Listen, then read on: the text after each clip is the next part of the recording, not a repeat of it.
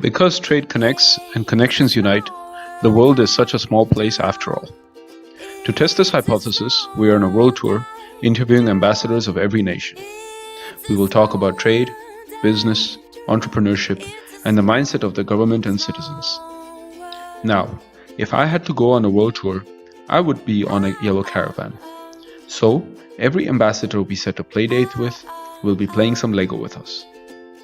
At Small World 1, the whole world will get together in a celebration of trade, connections, unity, business, and entrepreneurship. This will be symbolized by the yellow caravan we will all construct together.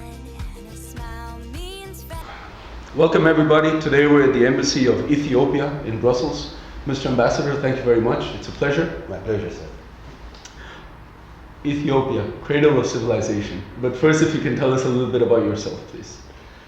Well, my name is Grum Abbay Teshomen. I'm the Ethiopian ambassador here in Brussels. I cover Belgium, Luxembourg, the European institutions, and the Baltic states. We used to cover Holland also, the Netherlands, but since last April we have opened a new embassy, so I have ceded some territory to my colleague in The Hague. Nice. So, I've been in the foreign service for the last 33 years. I've been ambassador of Ethiopia to Italy and Russia before I was posted here. At headquarters, I have been Director General for European American Affairs, Director General for International Organizations, that's the UN division, and Director General for European Affairs. So basically, out of those 33 or something years, around 28 years, I have spent working in foreign issues in Europe. So basically, I'm a European guy. Nice, nice. Mr. Ambassador, when I was doing research on Ethiopia, I saw that it was independent throughout the scramble of Africa. It was the first African country in League of Nations. Yes. It was the first African country in United Nations. Yes. This is something to really be proud of. Yes, we are. We are proud of our history as the only independent African nation in those days. We're also proud of our contribution, if I may say so, immense contribution to the decolonization process in Africa. We were founding members of the non-aligned movement together with India also in the old days. And Egypt. Egypt, Indonesia, India, Yugoslavia, right? Yeah, yeah. And we're also the founding. I thought it was only 3. No. Emperor Haile Selassie was one of them. Okay. Of Ethiopia, the Ethiopian monarch. And we're also the founding members of the Organization of African Unity, which is called today the African Union. That was 1963. We were in fact the ones who actually drafted the Constitutive Act of the OAU in the old days. So being an independent country for centuries, of course, it's a national pride. And at the same time, I think it has given us opportunity to contribute our own fair share to the establishment of this organization that I just mentioned, including the OAU and the decolonization process in Africa. Wow. Now, when doing business with people with an independent mindset, because their independence is so important, it's much longer term thinking that they have. Is this true when doing business in Ethiopia, that you have to have a much longer term vision? Yes, but let me just tell you one problem that we have been facing with regards to doing business in Ethiopia. You see, in 1974, when the emperor was dethroned, we had to go through a 17-year period of military dictatorship. And the military at that time actually opted for socialism, communism, Marxism, Leninism, which actually means nationalization of private property, land, and everything. So whatever business activities we had, led by a very small or minute business community in Ethiopia, it disappeared actually. Okay. And every activity, if one might say so, business activities were handled by government institutions, by government parastatal organizations. And the experience of those days disappeared. Mm-hmm. And when the military government was overthrown and we had to start from scratch again. Mm-hmm. But I think in the Ethiopian mentality, there's always been this idea of making business long-term vision, and actually strategizing how one can actually benefit, not today or tomorrow, but let's say a week from today, or a month from today. that is still there, but it needs rekindling. Exactly, rekindling. And for that, we have to actually, we've been engaging as a government, we've been trying to put in the regulations, the directives, the machinery, the institutions, the financial sector, the organization that the business people might have to establish by themselves, the connectivity with the outside markets, with the outside world. And in fact, when I say outside world, we start with our own region, the IGAD region and the African region, and obviously, of course, the Europe and the other parts of the world. But the vision, a strategic-oriented vision, has always been there, but it really needs to be rekindled again, and that's what I try to do today in Ethiopia. And that's the sort of mindset that, if you want your house to be known from outside the house, your house has to be clean from within. Precisely. And that's why today we are in the process of reforming Ethiopia. There have been lots of problems in the past couple of years in Ethiopia. Obviously, we were not in a position to offer employment to the youth. That is actually, increasing in leaps and bounds in Ethiopia. Almost 60% of the Ethiopian population is under the age of 30. And what does that mean? That means unless we're in a position to provide jobs for these young people who each year are graduated from the universities of Ethiopia, these guys would lose any future. They would not feel that they had a future in the country. And they would become a political, an economic, and a social liability for the stability of the country itself. And basically, among those reform programs that we have embarked upon today, the most important one and that we are focusing on is creation of jobs. To create jobs, you have to somehow assemble foreign direct investments, entice foreign direct investment, increase the participation of domestic private sector, come up with regulations and directives that makes it easy to do business in Ethiopia, registrations and taxation procedures, the provision of credit financing for startups and for medium and small scale organizations and business entities.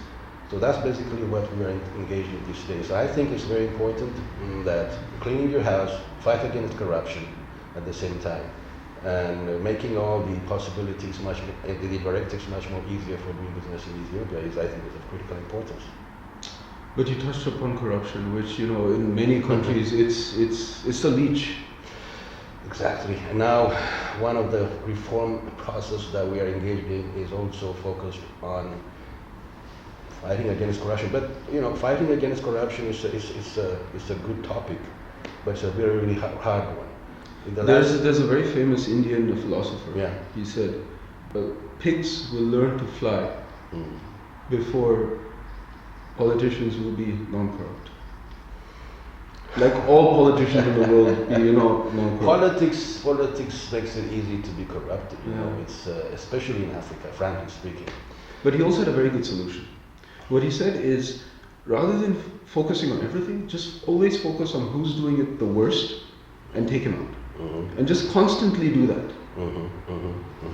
What our actions are more or less geared, let's say, in making the situation that enabled corruption to flourish impossible. Okay. And that's, first of all, creation of awareness about the dangers of corruption. Okay. The second thing is come up with laws and regulations that actually are directed against corrupt activities, starting from the big shots in politics, and the big shots in business, and the big shots in other sectors of the society.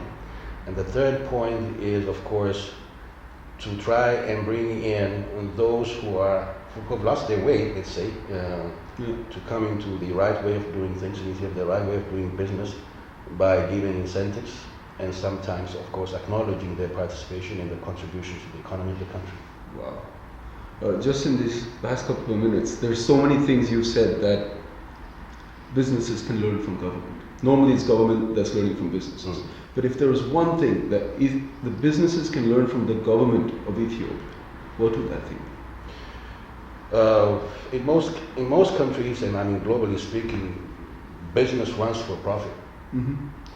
But I think in the Ethiopian case, there is a sense of responsibility that whatever a business person or a business company or a business entity does in Ethiopia, they have this belief that what they're doing is, one way or the other, benefiting the country in the sense of creating jobs, benefiting the country in the sense of increasing exports of the country to the outside. We're benefiting the country in the sense of stabilizing the political situation in the country, and benefiting the country in the sense that Ethiopia is a country on the move, and is a country that cannot afford to fail, because it's a big, great country. If it fails, it will bring the whole of Horn of Africa together with it. And everybody has that in mind. Whatever we do in Ethiopia, but politicians, diplomats, business people, whoever, has that belief that Ethiopia should actually grow to become what it used to be, a big, important, fairer society, which plays its own fair share role in the global community. Well, that's like a knockout blow. Because Belgium has the industry of the port, right? Yes. Ethiopia is the largest landlocked country in the world. So, can you still do port sort of business with Belgium, or not possible? Well, what we have been engaged in the past few years under our Growth and Transformation program is to heavily invest on infrastructure in Ethiopia. Mm-hmm. Because if the Ethiopian economy is supposed to grow, as a landlocked country, we should actually make transportation much more cheaper. Mm-hmm. And you cannot make transportation cheaper, first of all, obviously, if you don't have ports. But that does not necessarily mean that if you are able to lay out the infrastructure network in Ethiopia, both roads, rail, airports, and... Do you have a canal system also? Well, not really, because the topography of Ethiopia is very difficult. Mm-hmm. It's a very difficult, topographically speaking, it's a very difficult country. The terrain is difficult. Maybe that's one of the reasons that why we were able to thwart any aggression. Mm-hmm. The geography was not helpful for aggressors anyway. Mm-hmm. But coming back to infrastructure, we've been investing heavily, public funds, for the last 15, 20 years in building road communication networks, railways, dry ports inside the country, and making more airports in Ethiopia, and building more airports inside Ethiopia. Now, what does that mean? That means in the sense that one of the best examples might be the recently finished and the railway line that has started functioning from Addis to the port of Djibouti. Now, we had an old rail line that was built by the French in the 19th century, connecting the capital of Ethiopia with Djibouti. That's been more than 100 years, and it actually was not functioning well. Now, the new line is electrified, so it's clean energy at the same time. So we have built that one, and we have reduced almost to 60% the transportation costs that we were actually incurring by transporting cargo on trucks. Now, this rail line actually transports cargo by rail also, not only people, but also cargo.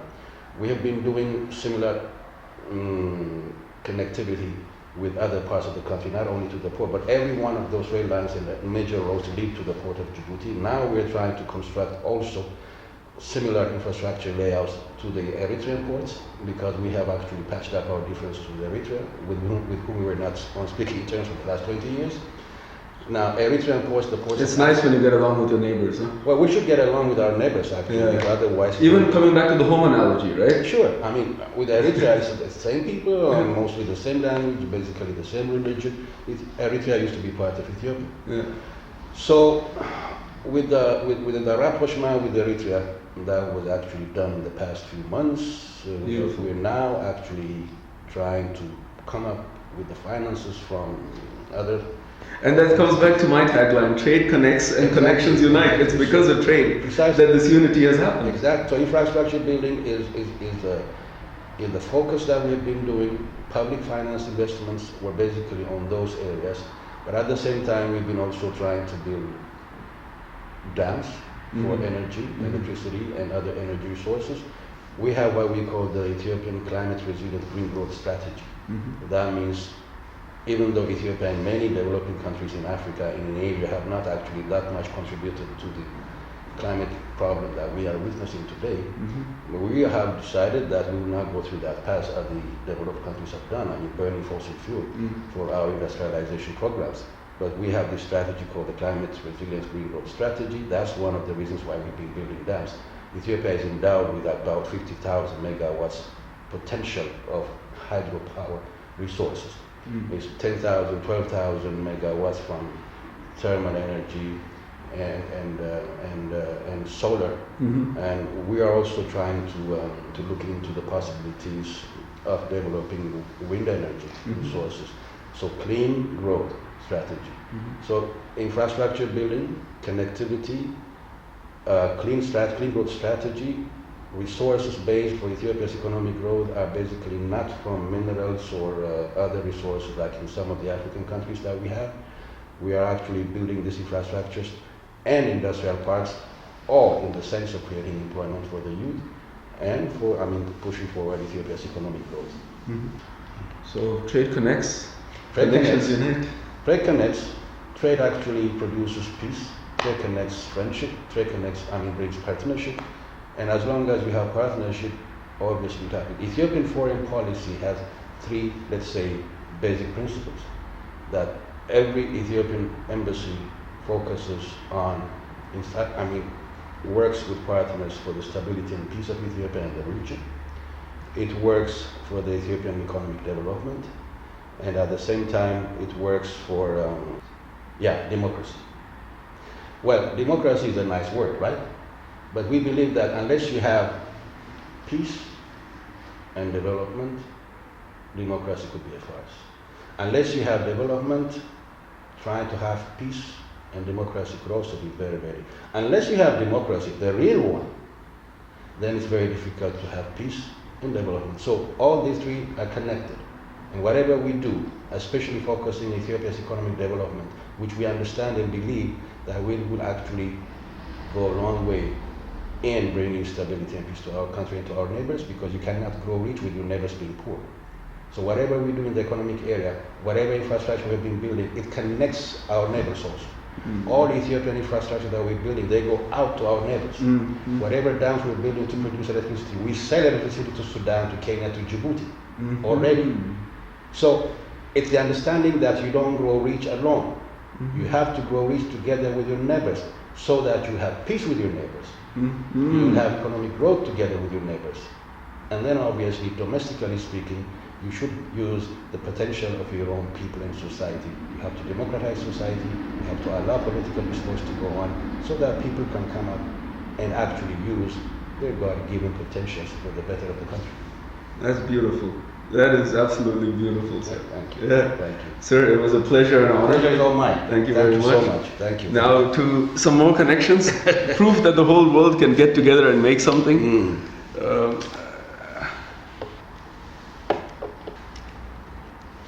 It's like a car without wheels anyway. Yet. We need to put the wheels on. And needs a back bumper also. Huh? We'll be going so fast that the wheels will come off, sir. Yeah. And if you can